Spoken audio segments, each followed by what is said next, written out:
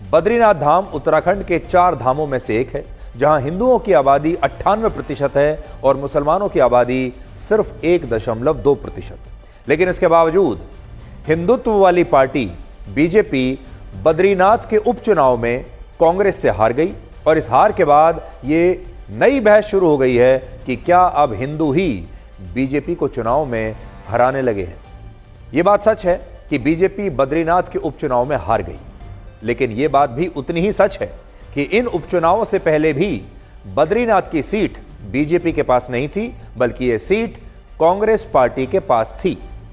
वर्ष 2022 में जब उत्तराखंड में विधानसभा के चुनाव हुए थे, तब बीजेपी पूर्ण बहुमत से इन चुनावों में जीतने के बाद भी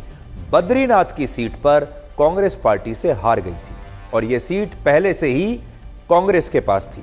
लेकिन इसके बावजूद कांग्रेस इस जीत को देश के सामने ऐसे पेश कर रही है जैसे हिंदू वोटर बीजेपी और प्रधानमंत्री मोदी के खिलाफ हो चुका है, जबकि सच्चाई इससे बिल्कुल अलग है। सच्चाई क्या है? सच्चाई यह है कि बद्रीनाथ में बीजेपी की हार का कारण हिंदुत्व की राजनीति नहीं है, बल्कि इस हार का कारण है दल बदलू नेताओं को बीजेपी द्वारा टिकट देना। बीजेपी ने बद्रीनाथ के उपचुनाव में राजेंद्र सिंह भंडारी को अपना उम्मीदवार बनाया था और भंडारी साहब वही नेता हैं जो पहले कांग्रेस में हुआ करते थे और वर्ष 2022 के विधानसभा चुनाव में राजेंद्र सिंह भंडारी ने ही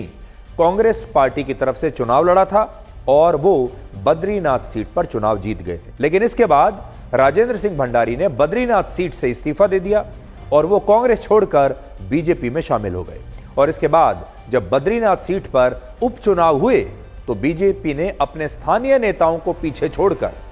कांग्रेस से आए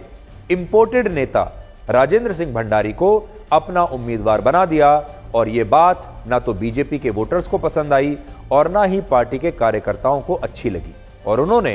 बद्रीनाथ में बीजेपी को उपचुनाव में हरा दिया।